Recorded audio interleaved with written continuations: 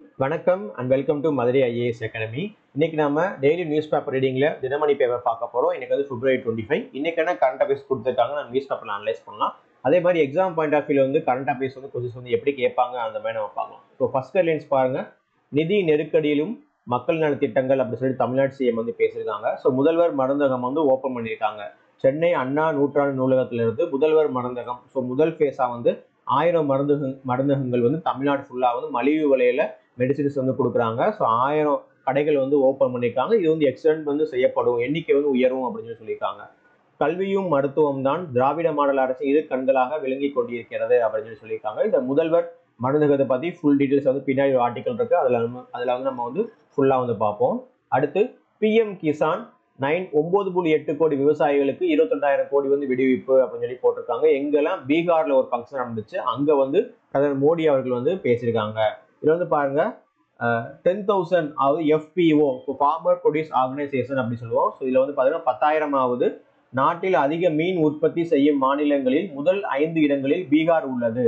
நாடு முழுவதும் 10,000 உழவர் உற்பத்தியாளர்கள் அமைப்புகளை ஏற்படுத்த மத்திய அரசு இலக்கு நிர்ணயிச்சாங்க. அதுல தற்போது இப்போது 10,000 வந்து ரீச் பண்ணிட்டாங்க எஃபிஓ. இங்க பாருங்க ககாரியா மாவட்டத்தில் வந்து அமைக்கப்பட்டது. ஸோ 10,000 எஃபிஓ அமைக்கணும்னு சொன்னாங்க. இப்போ 10,000 வந்து அமைச்சிட்டாங்க. எங்கன்னு பாருங்க, ககாரியா மாவட்டத்தில் வந்து அமைச்சிருக்காங்க. இது முக்கியமான கொஸ்டின், இது பார்த்து வச்சுக்கோங்க. எஃபிஓ அப்படி சொல்றது குரூப் 2A மெயின்ஸ் வந்து ரொம்ப முக்கியமான டாபிக். ஸோ ப்ரிலிம்ஸ்லி நம்ம வந்து கொஸ்டின் வந்து கேட்கலாம். எஃபிஓ பார்த்து வச்சுக்கோங்க. பிஎம் கிசான் 9.8 crore விவசாயிகளுக்கு 22,000 கோடி வந்து ரிலீஸ் பண்ணியிருக்காங்க பிஎம் கிசான் மூலமா. ஓகே, அடுத்த நியூஸ் என்னன்னு சொல்லி பார்க்கலாம். அடுத்து 2024-25 அறிவிக்கப்பட்ட அறிவிப்புகளின் தற்போதைய நிலை. வடசென்னை வளர்ச்சி திட்டத்தின் கீழ் கட்டுப்பட்டு வரும் முதல்வர் படைப்பகம் மற்றும் பல்வேறு நூலகங்களை மேம்படுத்துவது குறித்து சென்னை சிஎம்டிஏ அலுவலகத்தில் இந்து சமய அறநிலைத்துறை அமைச்சரும் சிஎம்டிஏ தலைவரும் வந்து மேற்பார்வை ஒரு ஆய்வுக்கூட்டம் நடத்திருக்காங்கன்னு சொல்றாங்க.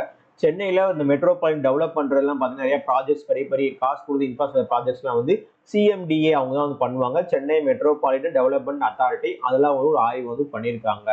அடுத்து முதியோர் நலனுக்கான ஆரோக்கியம் 100 திட்டம் வந்து தொடக்கம் அப்படின்னு சொல்லி போட்டிருக்காங்க. முதியோர் நலன் காப்பதற்காக ஆரோக்கியம் 100 என்ற திட்டத்தை சென்னை பிஹெச்எஸ் மருத்துவமனை வந்து அறிமுகப்படுத்தியுள்ளது அப்படின்னு சொல்லியிருக்காங்க. ஸோ ஆரோக்கியம் 100 திட்டம் யாரு? சென்னையில பிஹெச்எஸ் மருத்துவம் ஸ்டார்ட் பண்ணியிருக்காங்க. அடுத்து சென்னையில் குத்துச்சண்டை அகாடமி முதல்வர் இன்று திறந்து வைக்கிறார் அப்படின்னு சொல்லி போட்டிருக்காங்க. பாக்ஸிங் அகாடமி வந்து சென்னையில வந்து தொடங்கி வைக்க போறாங்க. சென்னையில கோபாலபுரத்துல 8 கோடி, அதுல வந்து பாத்தீங்கன்னா கலைஞர் நூற்றாண்டு குத்துச்சண்டை அகாடமி வந்து பாத்தீங்கன்னா ஃபைனல் ஸ்டேஜ்ல இருக்கு. அதை வந்து ஓப்பன் பண்ணி வைக்க போறாங்க அப்படின்னு சொல்லி வந்து கொடுத்துருக்காங்க. தமிழ்நாடு வந்து ஸ்போர்ட்ஸ்ல நிறைய இம்பார்ட்டன்ஸ் கொடுத்துட்டு இருக்கு. ஸோ இப்போ வந்து சென்னை குத்துச்சண்டை அகாடமியும் வந்து ஓப்பன் பண்ணி வைக்க போறாங்க. அடுத்த நியூஸ் என்னன்னு பார்க்கலாம். அடுத்த எக்ஸாம் பாயிண்ட் ஆஃப் வியூ எந்த மாதிரி கொஸ்டின் கேட்பாங்க கரண்ட் அஃபேர்ஸ் நம்ம அடுத்து பார்க்கலாம். அடுத்த நியூஸ் பாருங்க. முன்னாள் முதலமைச்சர் அவர்களுக்கு வந்து பிறந்த நாள் மரியாதையும் செலுத்திருக்காங்க. முன்னாள் முதல்வர் ஜெயலலிதா அவர்களின் 77வது பிறந்த நாளையொட்டி சென்னை காமராஜர் சாலையில் உள்ள அவங்களுக்கு நிறைய பேர் வந்து மரியாதை வந்து செலுத்தியிருக்காங்க. அதை பத்தி போட்டிருக்காங்க. அடுத்த நியூஸ் பாருங்க. முதல்வர் மருந்தகங்களுக்கு 274 வகையான மருந்துகள் வந்து கொள்முதல் அப்படின்னு சொல்லி போட்டிருக்காங்க. தமிழகத்தில் தொடங்கப்பட்டுள்ள 1000 முதல்வர் மருந்தகங்களில் சலுகை விலையில் விற்பனை செய்வதற்காக 274 வகையான மருந்துகள் தமிழ்நாடு மருத்துவ சேவைகள் கழகம் மூலமாக கொள்முதல் செய்யப்பட்டுள்ளது. தமிழகத்தில் குறைந்த விலையில் பொதுமக்களுக்கு மருந்துகள் கிடைக்க செய்யும் 1000 முதல்வர் மருந்தகங்களை முதல்வர் மு.க. ஸ்டாலின் வந்து தொடங்கி வைத்தார். முன்னதாக மாநிலம் முழுவதும் பிஃபார்ம், டிஃபார்ம் படிப்பு நிறைவு செய்தவர்களிடம் அதற்கான விண்ணப்பங்களை பெறப்பட்டு தகுதியின் அடிப்படையிலும் முன்னுரிமை அடிப்படையிலும் அக்கடைகளுக்கு உரிமை வழங்கப்பட்டது. அப்புறம் பாருங்க, மருத்துவ சேவைகள் கழகம் மூலமாக காய்ச்சல், ஆன்டிபயாட்டிக், இருமல், குழந்தைகள் நல மருந்துகள் கொள்முதல் செய்யப்பட்டு விநியோகப்படுகின்றன. மற்றொரு புறம் சர்க்கரை நோய், உயர் இரத்த அழுத்தம், இதய பாதிப்புகளுக்கு பயன்படுத்தப்படும் மருந்தகங்களும் வாங்கப்பட்டுள்ளது. இதை தவிர வைட்டமின் மாத்திரைகள், புரோட்டீன் பானங்கள் மொத்தமாக வாங்கப்பட்டு முதல்வர் மருந்தகங்களுக்கு வழங்கப்பட்டுள்ளன. மொத்தம் 274 வகையான மூலப்பெயர் மருந்தகங்கள், வர்த்தக பெயரிலான பிராண்டட் மருந்தகங்கள், அப்புறம் ஊட்டச்சத்து பெட்டகங்கள் வந்து கொள்முதல் செய்யப்பட்டுள்ளன. அவை சந்தையில் விலையிலிருந்து 10% முதல் 75% வரை குறைவாக விற்பனை செய்யப்படும் அப்படின்னு சொல்லி தெரிவிச்சிருக்காங்க. ஸோ இந்த முதல்வர் மருந்தகங்களை வந்து 274 வகைகள் வந்து கொடுத்துருக்காங்க. யாரு கொள்முதல் பண்றாங்க அப்படின்னு சொல்லிட்டு ஃபுல்லா வந்து கொடுத்துருக்காங்க.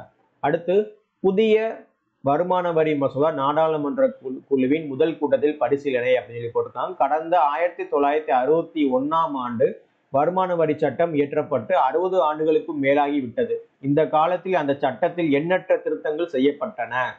இந்த திருத்தங்களால் அந்த சட்டத்தை புரிந்து கொள்வது கடினமாகிவிட்டது. இதை கருத்தில் கொண்டு எளிமைப்படுத்தப்பட்ட புதிய வருமான வரி மசோதாவை அண்மையில் நடைபெற்ற நாடாளுமன்ற பட்ஜெட் கூட்டத்தொடரில் மத்திய நிதி அமைச்சர் நிர்மலா சீதாராமன் தாக்கல் செய்தார். இதுல 622 பக்கங்களை கொண்ட இந்த மசோதாவில் புதிதாக எந்த வரிகளும் சேர்க்கப்படவில்லை.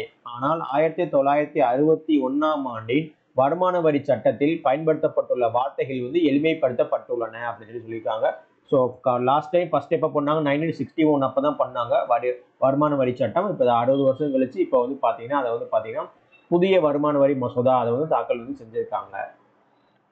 அடுத்த நியூஸ் என்னன்னு பார்ப்போம். உலகின் எதிர்காலம் இந்தியா, பிரதமர் மோடி அவர்கள் பேசியிருக்காங்க.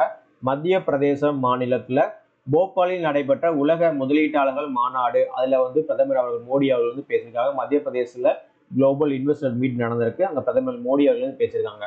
மத்திய பிரதேசத்தில் முதலீடு உலக முதலீட்டாளர்கள் மாநாடு 2025 தொடங்கி வைத்து பிரதமர் மோடி அவர்கள் பேசியிருக்காங்க. உலகத்துல பாத்தீங்கன்னா விண்வெளியில நிறுவனங்களுக்கு விநியோகம் சங்கிலியாக இந்தியா உருவெடுத்துள்ளது. விநியோக சங்கிலி மையமாக இந்தியா உருவெடுத்திருக்கு. அதே போல் ஜவுளி, சுற்றுலா, தொழில்நுட்பம் உள்ளிட்ட துறைகளில் எண்ணற்ற வேலை வாய்ப்புகள் உருவாக உள்ளன அப்படின்னு சொல்லியிருக்காங்க. ஸோ வேர்ல்டு லெவல்ல நம்ம ஸ்பேஸ் ரொம்ப நல்ல பவர் ரீச் ஆகிட்டு இருக்கோம் அப்படின்னு சொல்லி பிரதமர் மோடி அவர்கள் பேசியிருக்காங்க. இப்போ பாருங்க, குளோபல் இன்வெஸ்டர் மீட் எங்க நடந்திருக்கு பாத்தீங்கன்னா மத்திய பிரதேசத்துல நடந்திருக்கு. அடுத்து தடையற்ற வர்த்தக ஒப்பந்தம் இந்தியா பிரிட்டன் மீண்டும் பேச்சு அப்படின்னு சொல்லி போட்டிருக்காங்க. 3 ஒப்பந்தங்கள் இருக்கு.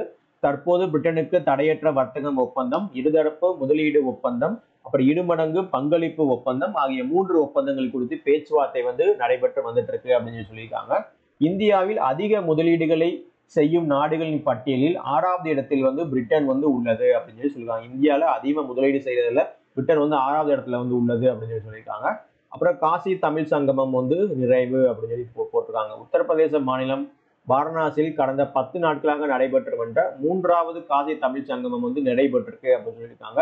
ஃபர்ஸ்ட் எப்போ ஸ்டார்ட் பண்ணாங்க? 2022 ஸ்டார்ட் பண்ணாங்க. இப்போ 3வது காசி தமிழ் சங்கமம் நிறைவடைஞ்சிருக்கு அப்படின்னு சொல்லியிருக்காங்க. ஸோ பிப்ரவரி 25 இதுதான் முக்கியமான கரண்ட் அஃபேர்ஸாக இருக்கு. டெய்லி நோட்ஸ் எடுத்து வச்சுக்கோங்க. குரூப் 1, குரூப் 2, குரூப் 4 பார்த்தீங்கன்னா கரண்ட் அஃபேர்ஸ் கொஸ்டின் எக்ஸ்பெக்ட் பண்ணலாம். இதே மாதிரி அடுத்து நம்ம முக்கியமான கரண்ட் அஃபேர்ஸோட அடுத்த வீடியோவில் பார்க்கலாம். நன்றி, வணக்கம்.